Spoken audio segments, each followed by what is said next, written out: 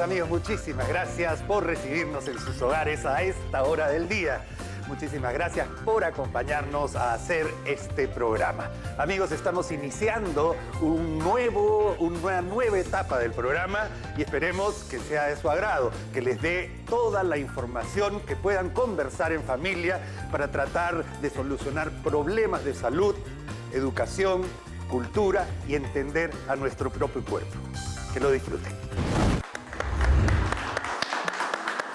Bienvenidos amigos de todo el Perú. Muchísimas gracias por acompañarnos en nuestro programa a esta hora del día. Espero que puedan compartir lo que vamos a decir con sus amigos y por supuesto con su familia, entrando en nuestro consultorio de pediatría. Hoy día nos encontramos con la doctora Carla Rosales del Servicio de Neonatología del Hospital San Bartolomé para hablar de los bebitos prematuros. Aquellos que se quisieron adelantar, que por alguna razón tuvieron que salir antes. ¿Antes de qué? Esa es la pregunta que le trasladamos a la doctora Rosales. Bienvenida, doctora, muchas gracias. Buenas tardes, doctor. Primero, para hablar de bebé prematuro, nosotros tenemos que hablar de todo bebé que nace antes de las 37 semanas de gestación. 37. Vamos a ver, normalmente son 40 semanas, doctora. Sí, 40 semanas. 40 semanas es el promedio completo. Lo ideal sería que todo bebito nazca a las 40 semanas. Más de 37 semanas ya es un bebé a término, como nosotros llamamos. Ya. Ajá. Ok. ¿Y un bebé post-término sería hasta las 43, 42? 40, sí, más de las 40 semanas, ¿no? En vías de post-término. O sea, 40 semanas es el límite. Sí. Para un lado, sí. 37 y para el otro lado, 42, por ejemplo. Listo. Sí. Ok. Sí. Entonces, bueno, son múltiples las causas, como usted lo ha mencionado, ¿no? De las que pueden hacer un bebé prematuro, ¿no? Habría que ver ahí el bienestar tanto fetal como el bienestar de la mamá, ¿no? A veces tenemos bebés prematuros que, por ejemplo, nacen por la infección intraamniótica, que antes se conocía como la corioamnionitis, por las preeclampsias severas, ¿no? Que además obligan a una emergencia obstétrica, ¿no es cierto? Sí, es una emergencia obstétrica real, o sea, porque es una subida brusca de la presión, incluso pueden haber convulsiones, un estado ya de eclampsia, ¿no es cierto?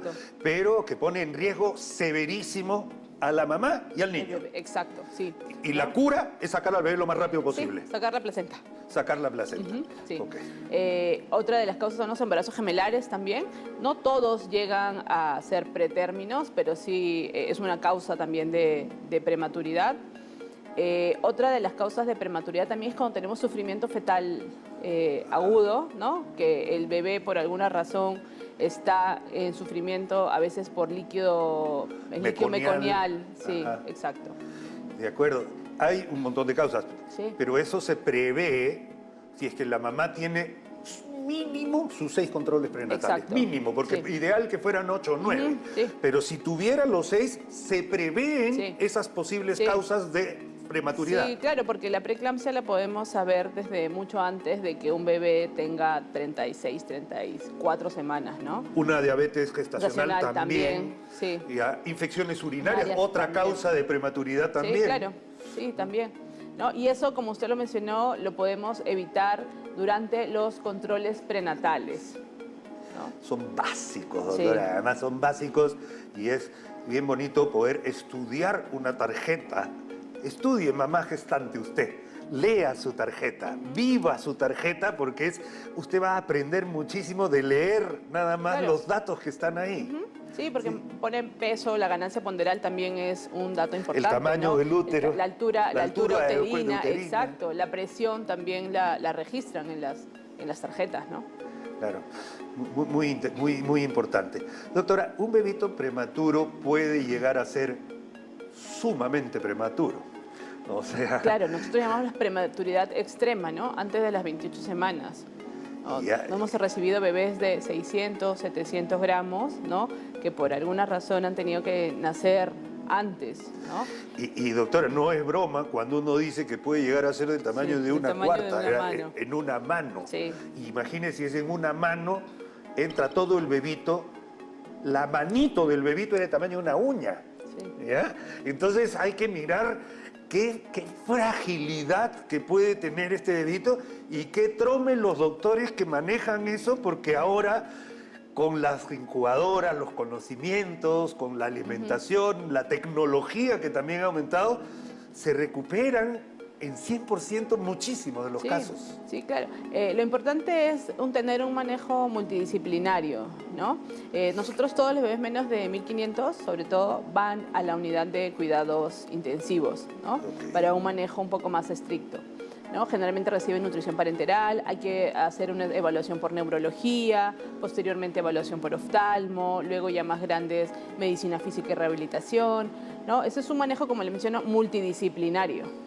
De acuerdo. Ahora, lo que más preocupa generalmente del niño prematuro es su madurez pulmonar, ¿no es cierto? Porque incluso hay sustancias que se pueden dar para acelerar un poquito esta madurez. Sí. Desde que ya sabemos que viene un parto prematuro, bueno, ya los ginecólogos dan maduración sistémica, ¿no? Con lo que son los corticoides, ¿no? Ya cuando nace el bebé, nosotros tenemos que valorar si ese bebé requiere maduración pulmonar con un surfactante, ¿no? O no. No todo bebé prematuro, recordemos, según la edad gestacional que tenga, requiere el surfactante. De acuerdo. La sustancia surfactante, para mis amigos que nos ven, es una sustancia que permite que el pulmón se despegue.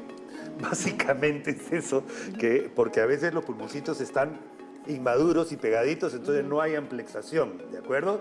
Ahora, doctora, yo le quiero decir, colocar una vía Sí, ya, en un bebito prematuro es...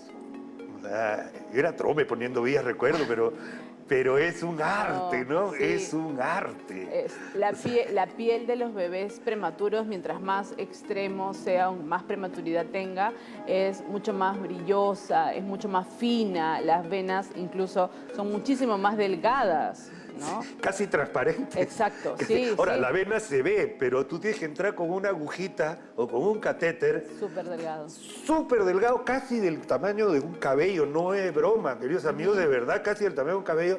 Canalizar esa vía y manejar todo por gotas o microgotas incluso, porque no le puedes poner ni siquiera una inyección de 10 cc, porque eso sobrepasa la capacidad de todo el sistema de sanguíneo del bebito. Sí. O sea, tú lo puedes sobrecargar de líquidos con una jeringa. Sí.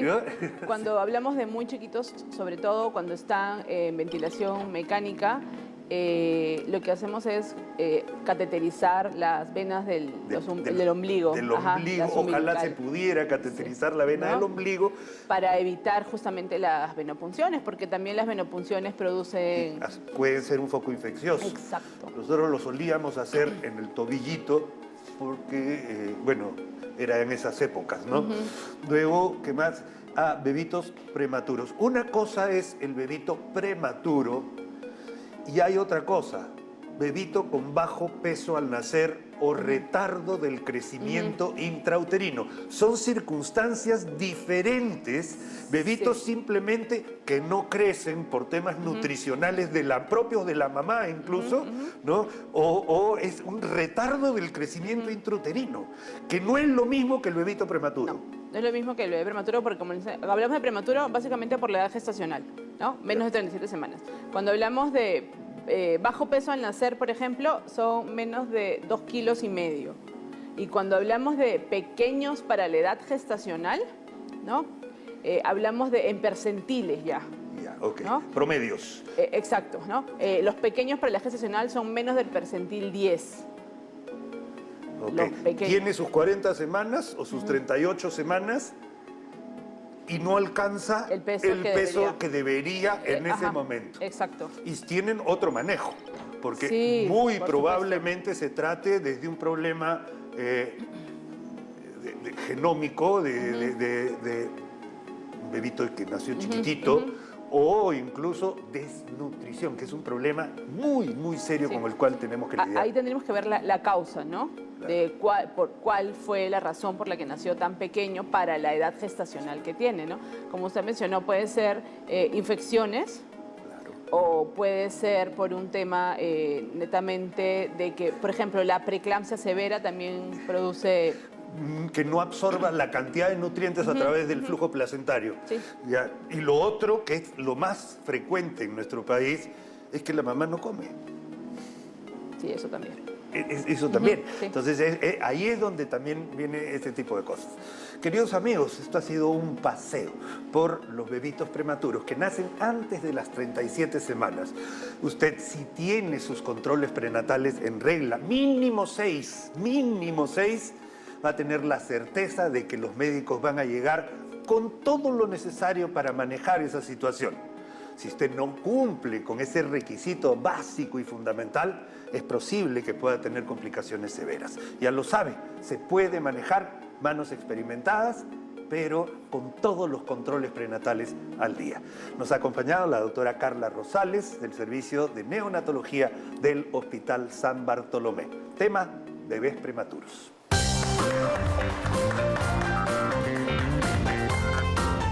Las bacterias en boca pueden migrar y generar una endocarditis bacteriana.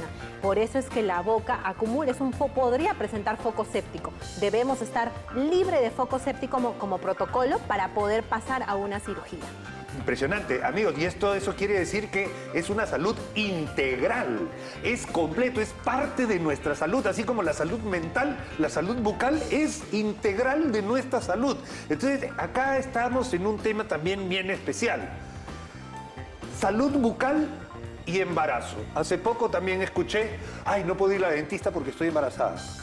Todo lo contrario, por favor, aclárenos. Parte de la atención prenatal, nosotros en el Ministerio de Salud brindamos una atención prenatal reenfocada que incluye un paquete odontológico a la gestante.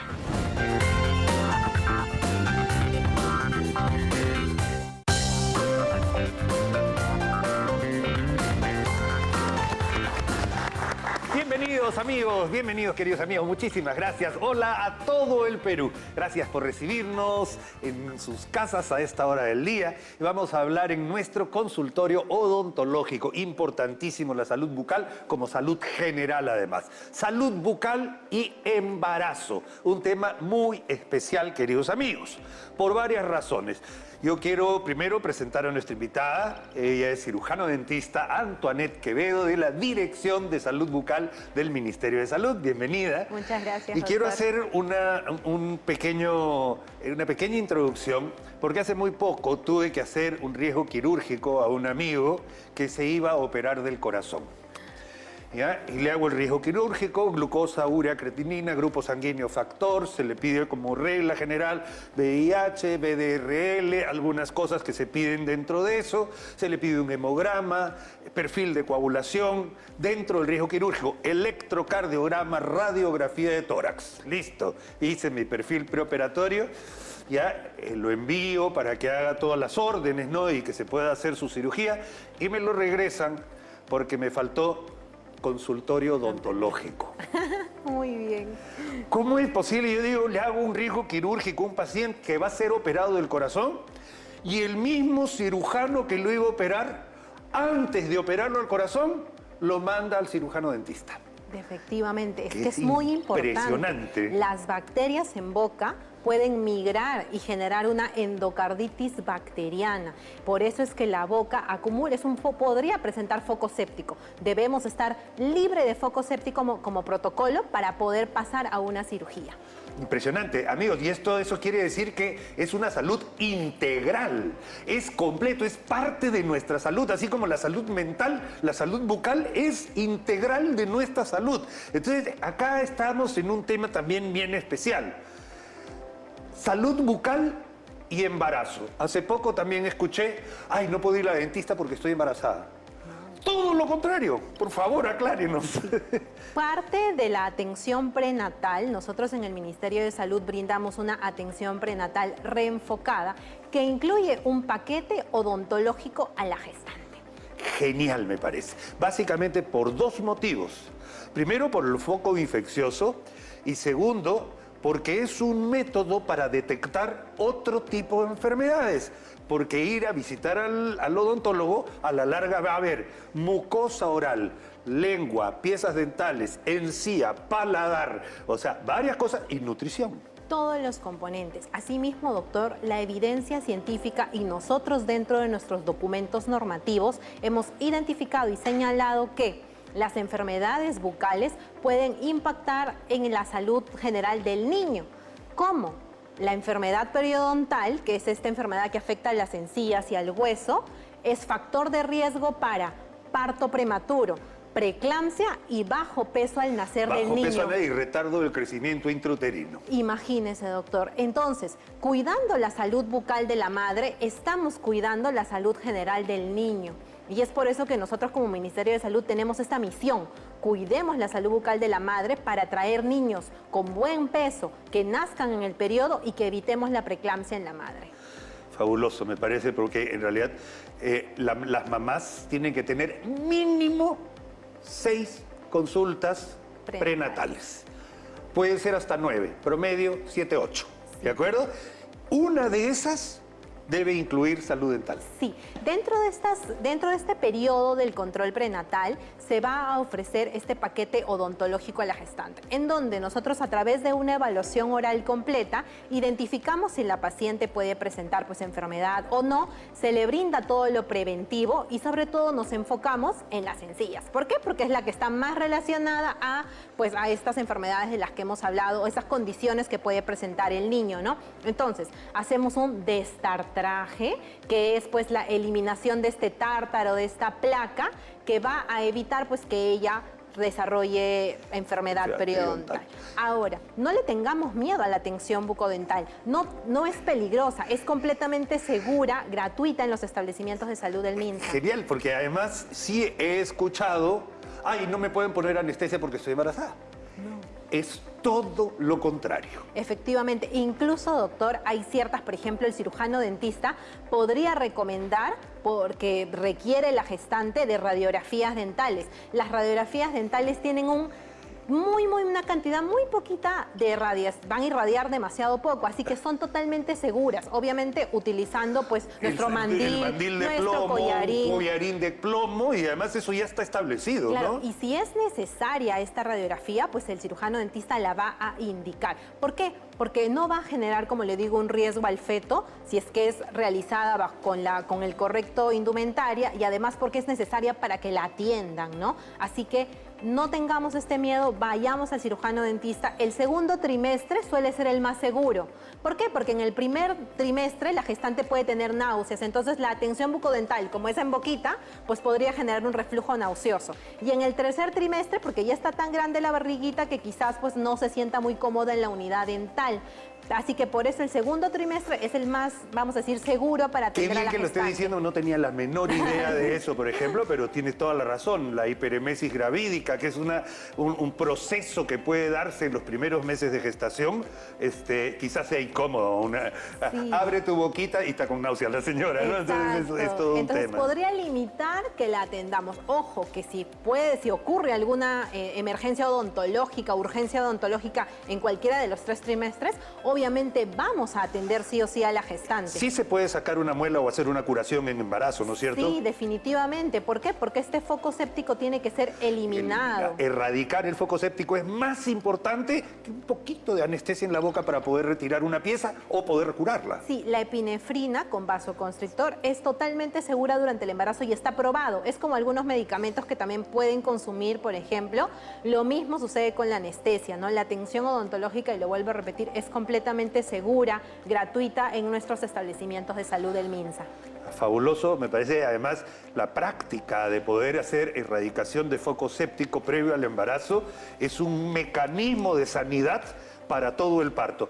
Una de las cosas más importantes, la mamá tiene que estar bien nutrida, porque el hijo de una mamá anémica por desnutrición va a ser desnutrido y va a tener anemia.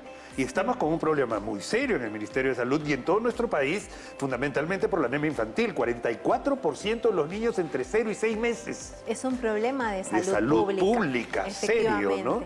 Sin embargo, ahí también es muy importante recordarles que propio del embarazo, obviamente los cambios hormonales pueden llegar a generar una inflamación exacerbada, una respuesta inflamatoria exacerbada, y eso pues se va a ver en las encías. Entonces la gestante podría, por ejemplo, ante un factor local chiquito, imagínese una mala higiene bucodental que pueda presentarse durante esta etapa, pues obviamente la gingivitis va a aparecer. Así que es muy importante que recalquemos la higiene bucal durante el embarazo.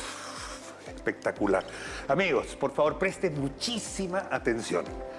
Se están brindando estos procesos de prevención, de profilaxis dental, que es la palabra exacta, profilaxis, defensa antes de tener complicaciones, erradicación de focos sépticos y un embarazo saludable. De eso se trata. No deje de acudir a sus controles prenatales y acuda a la solicitud de su médico a una consulta odontológica de prevención. Muchísimas gracias. Este ha sido nuestra consulta odontológica con la cirujano dentista Antoinette Quevedo de la Dirección de Salud Bucal del Ministerio de Salud. Muchísimas gracias, Muchas Antoinette. gracias. Muy amable. Espero que haya estado muy cómoda. Sí, muchas gracias. Gracias, queridos amigos. Regresamos. Trastorno del pensamiento, trastorno de la percepción. Creo figuras, creo fantasmas.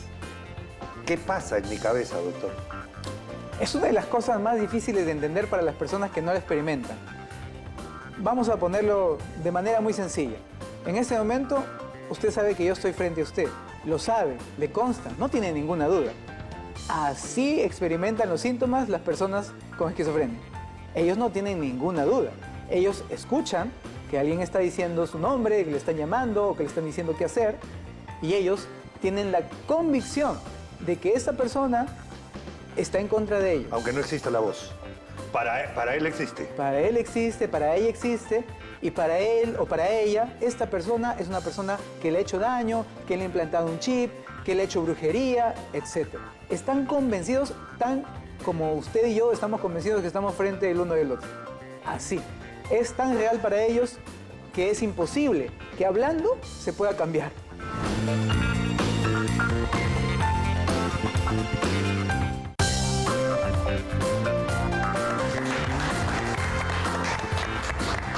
Hola amigos, ¿cómo están? Bienvenidos, muchas gracias.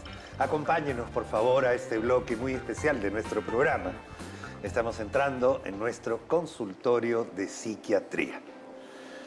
Amigos, estamos a punto de comenzar a hablar acerca de una entidad a la cual yo le tengo mucho respeto, mucho temor también. El hecho de tener una persona con una enfermedad mental llamada esquizofrenia realmente puede trastocar la familia y el futuro de una familia. Un trastorno del pensamiento, un trastorno de la percepción. Lo que uno ve no es real. Lo que uno piensa no siempre es real. Lo veo muy difícil de manejar y por eso nosotros necesitamos ponernos en las manos de médicos especialistas en salud mental. Hoy día en nuestro consultorio de psiquiatría nos acompaña el doctor Julio Pomareda, médico psiquiatra del Hospital Herminio Valdizán, para hablar esquizofrenia, mitos y realidades. Bienvenido, doctor Pomareda, muchas gracias. Gracias, doctor. Trastorno del pensamiento, trastorno de la percepción. Creo figuras, creo fantasmas. ¿Qué pasa en mi cabeza, doctor? Es una de las cosas más difíciles de entender para las personas que no la experimentan. Vamos a ponerlo de manera muy sencilla. En este momento, usted sabe que yo estoy frente a usted. Lo sabe, le consta, no tiene ninguna duda. Así experimentan los síntomas las personas con esquizofrenia. Ellos no tienen ninguna duda.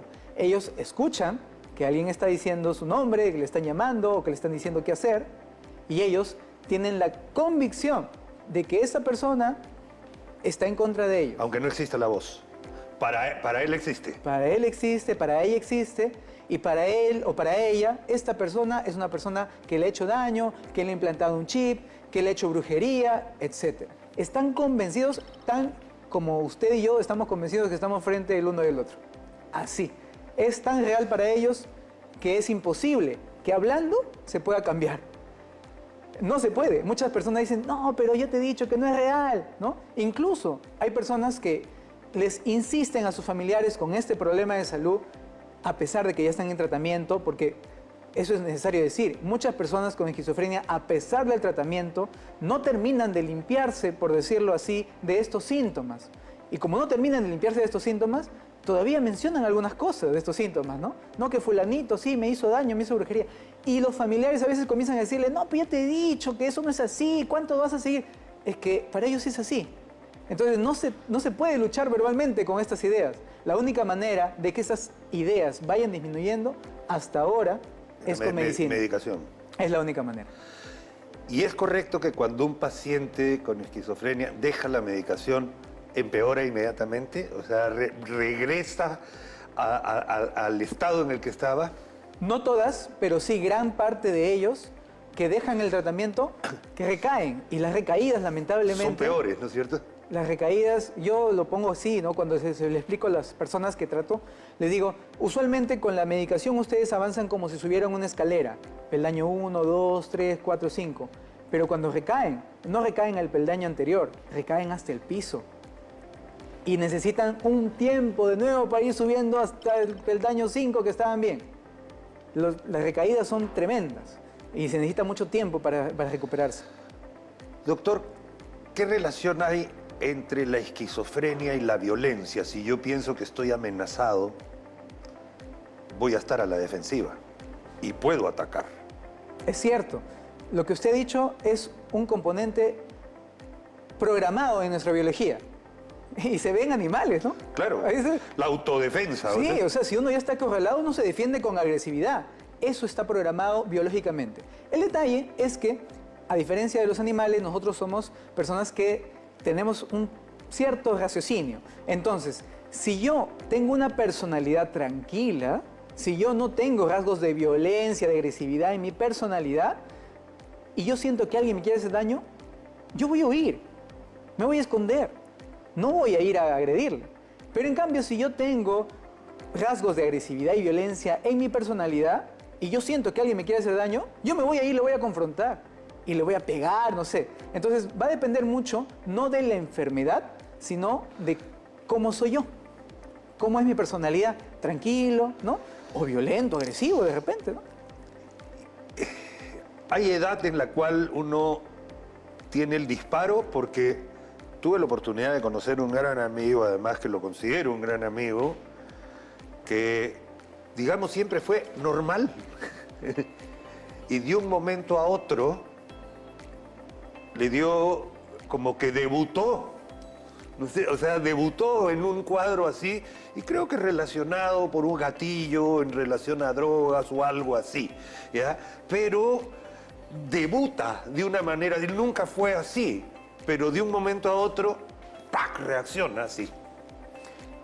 Ahí puedo decir tres cosas breves. Primero, una de las principales causas de esquizofrenia que se ha visto recientemente en un estudio en Canadá es el uso de marihuana.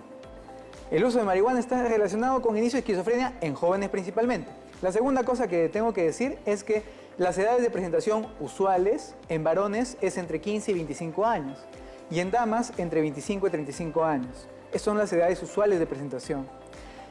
Y lo tercero que me conviene decir para dejar en claro las cosas es que, si bien es cierto, la esquizofrenia se caracteriza por esta psicosis. La psicosis se llama justamente a esta alteración del pensamiento y la percepción.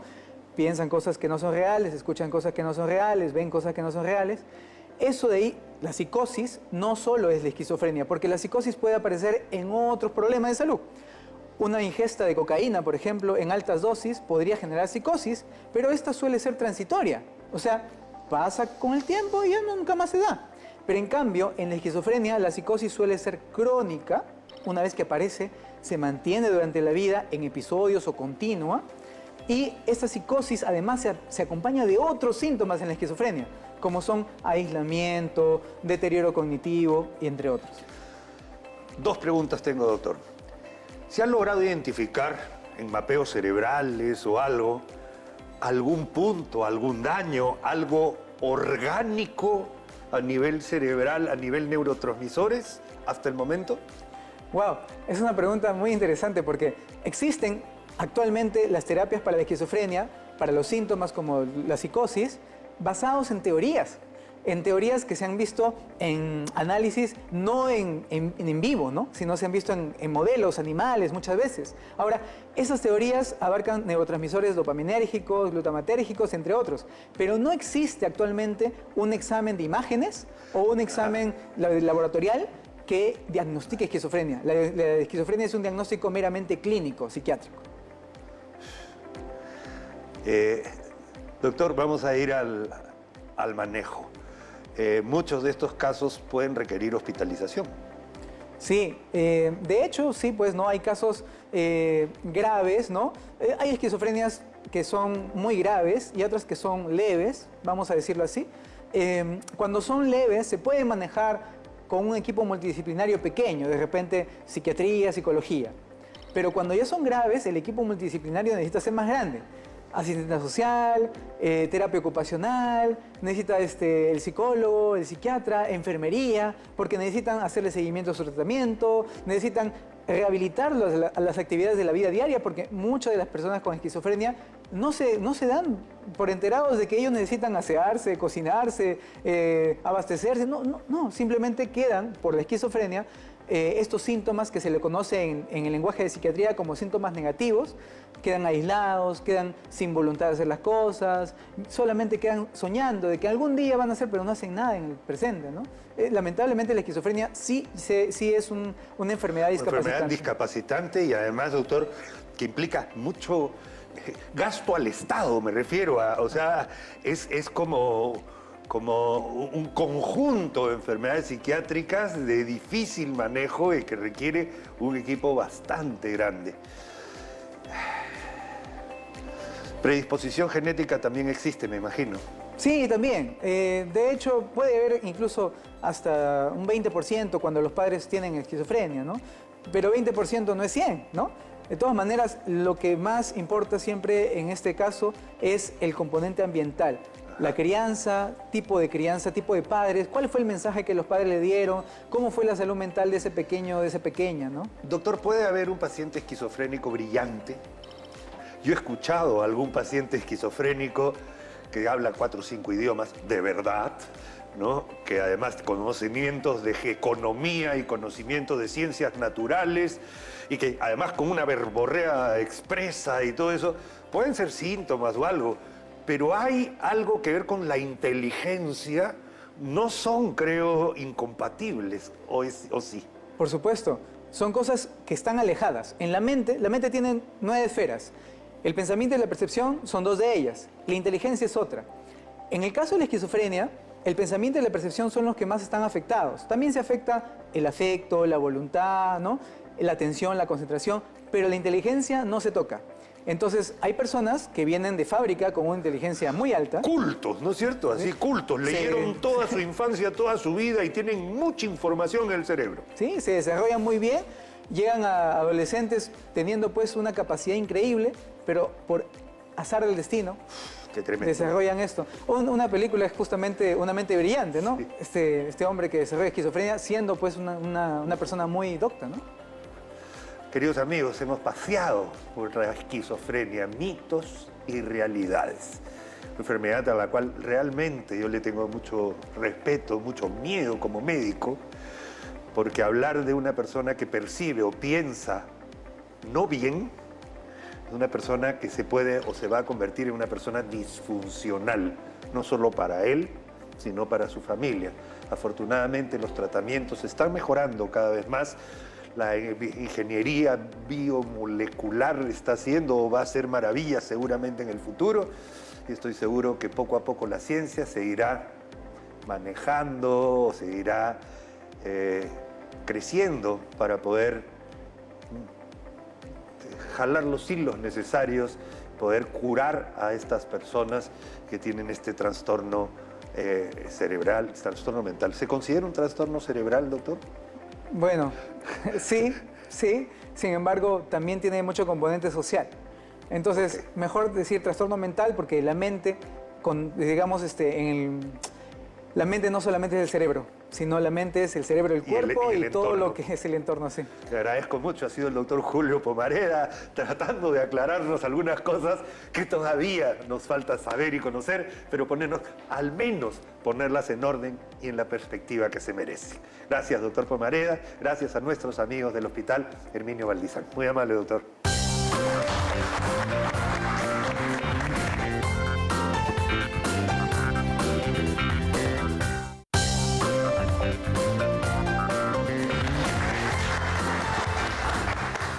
Hola, queridos amigos, muchas gracias. Hola a todo el Perú.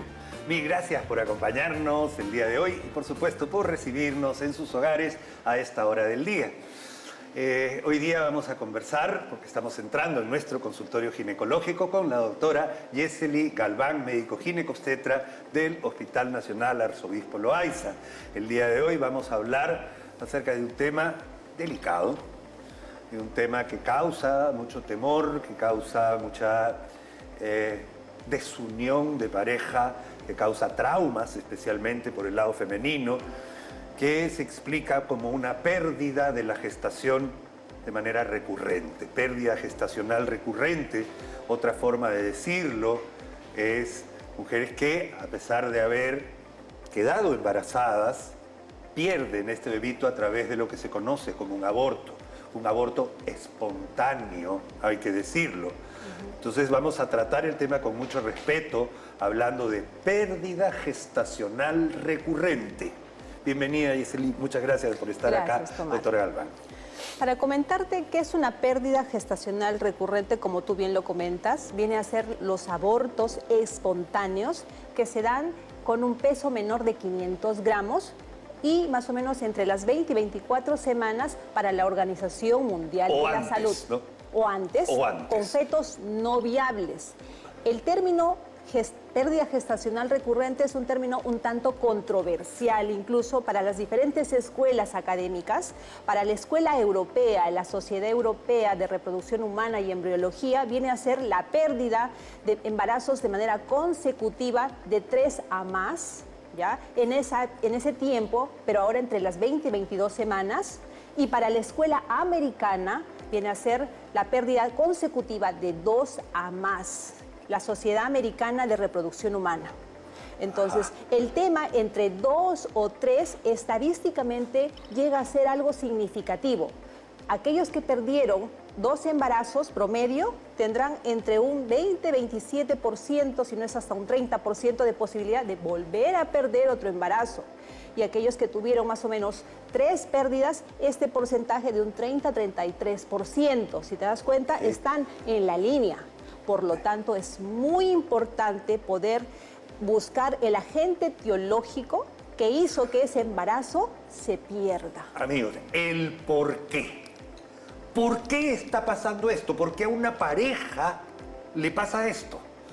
Y claro, vienen conflictos, hay problemas y además es traumático. O sea, vamos a ver, 20 semanas o 4 meses. Es una gestación. Es una gestación ya avanzadita, ¿no? Entonces, la ilusión de la pareja puede verse trastocada. No es lo mismo tener una pérdida al mes y medio, que tenerla a los 4 meses, ¿no? O sea... La frustración y la pérdida, el luto que guarda la mujer, el luto que guarda la pareja es tamaño, creo yo, mientras menos o mayor sea la edad gestacional, pero la gran pregunta que se hace a esa pareja, ¿por qué le sucede esto de manera recurrente? ¿Y por qué a mí, si mi vecina y otros? O sea, son problemas que realmente afectan seriamente la salud mental de la pareja y condiciona un futuro reproductivo, ¿no es cierto? Así es. Entonces, es ahí la importancia de saber identificar cuál es la causa. ¿Qué pasó? Todo esto va a depender mucho de factores. Uno de ellos, el factor edad. El tiempo en el cual salí gestando y perdí el embarazo. No es lo mismo pérdidas gestacionales o abortos espontáneos en pacientes jóvenes versus aquellas pacientes en las cuales la edad avanzó. 35 años, 38, 40, Se ha visto que en el estudio de ese material que se perdió, se hizo un cariotipo embrionario, la mayoría, 73, 90%, Habían trastornos. trastornos o alteraciones cromosómicas, alteraciones en el número de los cromosomas de esos restos o de esos embriones. Era un producto gestacional no viable, pues, ¿no? O sea, a la larga no viable no porque viable, no estaba genéticamente bien constituido. Así Ahora, es. tenemos unas imágenes, amigos, por favor, doctora, le invito Gracias. acá para ver las causas. Lo primero, lo que hace un doctor cuando recibe esta paciente, que probablemente sea su propio ginecólogo, ¿no? Que la ha estado cuidando por 4 meses, 3 meses y medio, 4 meses, y la paciente le llama y dice, doctora, he tenido un sangrado abundante justo cuando estaba en el baño. ¿Ya? Entonces, uy, vente al consultorio, ¿no es cierto? Eso es lo que hace un especialista, ¿no es cierto? Uy, vente al consultorio. Vienes al consultorio y ¿qué es lo que piensa el ginecólogo? Lo primero que hace es esto. Nos hacemos un esquema del por qué sucede esta situación, si es que ocurre el aborto, porque la paciente va a venir básicamente por sangrado y o dolor, o muchas veces una hemorragia profusa que condiciona que esta paciente vaya a emergencia, o no tiene ninguno de esos síntomas, un ligero dolor tipo cólico. Hacemos una ecografía y la gestación se detuvo, no evolucionó. O, en algunos casos, aparece el saco, aparece la vesícula, pero no aparece el embrión, o aparece el embrión, pero no la actividad cardíaca fetal en el momento o en el tiempo en el cual debería aparecer. De acuerdo. Entonces, ¿qué es lo primero que piensa? La edad materna, alguna causa anatómica no evaluada o que puede haber sido, y de ahí uno piensa, entra ya en lo bravazo que es el problema genético, ¿no? Las causas genéticas, causas endocrinológicas, causas inmunológicas de abortos recurrentes. Dentro de las causas de un aborto recurrente existen causas ya demostradas, que vienen a ser las causas genéticas propiamente dichas, o las alteraciones cromosómicas, y el síndrome antifosfolipídico. Ya es una entidad, una trombofilia adquirida, un problema en la sangre adquirida de manera primaria, o 2, secundaria, problemas hematológicos, problemas infecciosos, problemas neoplásicos o hasta tóxicos. Entonces va a suceder lo que estamos viendo acá. Y se ve que a partir de los vasos que nutren al bebito a través de la placenta, miren cómo se estrecha, se estrecha, se estrecha, se estrecha tanto que sucede eso. Lo que va a suceder, como tú bien lo mencionas, la aparición de trombos. Trombos que van a hacer que los vasos que van a producir o van a dar nutrientes a este embrioncito se van a tapar. Trombosis. Trombosis en gestaciones por encima de 8 a 10 semanas, que sumado al estado de hipercoagulabilidad que toda gestante tiene fisiológico, fisiológicamente, ¿no es cierto? Fisiológicamente, claro. Y además estos anticuerpos antifosfolípidos van a tapar la membrana que permite el pasaje de oxígeno, sangre, nutrientes, y ese embarazo se pierde. Muy bien. Acá hay otras causas que son causas, por ejemplo, una paciente diabética, ¿no es cierto? Causas probables. Que también se tienen que estudiar dentro de todo el ámbito, ya que le estamos sacando. Doctora, por favor, asiento. Permítame. Ay, gracias. Muy amable. Adelante. Perfecto. Claro, no es lo mismo tratar a una paciente que tiene enfermedades que una paciente que no tiene enfermedades. Si una paciente es diabética, tiene la insulina no controlada, ha tenido infecciones urinarias a repetición, presenta cuadro de enfermedades virales, ¿no? Tipo rubiola, aunque ya casi no hay, ¿no? Pero toxoplasma, enfermedades raras, así que hay el famoso TORCH, ¿no? Como tú lo comentas, el famoso TORCH, pero ojo que tenga la infección en el primer trimestre. En el primer trimestre. Al momento, que tenga un IgM positivo. Son condiciones especiales. Especiales y específicas. Que haya sido expuesta a este tipo de procesos infecciosos anteriores, probablemente no va a ser una causa por la cual va a perder el embarazo. Habría que estudiar otro tipo de situaciones. Muy bien. Entonces, esto implica un estudio, y además de la pareja nuevamente, doctora, porque existe cierta incompatibilidad o ciertos trastornos a nivel cromosómico en el varón o en la mujer. Las traslocaciones cromosómicas o las alteraciones cromosómicas son alteraciones que probablemente van a suceder de nuevo, de primera instancia cuando se está formando el embrión o en los gametos, en ese embarazo. Básicamente son transformaciones de novo. En cuanto a la herencia adquirida o a la herencia anterior, sí se considera, pero las traslocaciones de novo van a ser las causas de abortos a repetición. De acuerdo. Doctora, cuando una mujer tiene un aborto, ¿ya? Normalmente ha habido la pérdida y quedan restos placentarios. Yo quiero hablar desde el punto de vista ginecobstétrico, doctora, ¿ya? ¿Ya? La paciente tiene que ir a lo que se llama, o le suelen decir, un raspadito o una... tiene que los restos que pueden quedar pueden ocasionar problemas, existen medicaciones, y es esto. ¿Cuánto retrasa la posibilidad de intentar un nuevo embarazo? ¿Me entiende la pregunta? Sí. O sea, después de un aborto y después de una limpieza quirúrgica, por decirlo de alguna manera, hay que esperar un tiempito, pero la pareja quisiera volver a intentarlo. Te refieres a las evacuaciones endouterinas en sus diferentes modalidades, ya sea un legrado uterino o una aspiración manual endouterina. Endouterina post una pérdida, Post-pérdida. Post-pérdida, sí.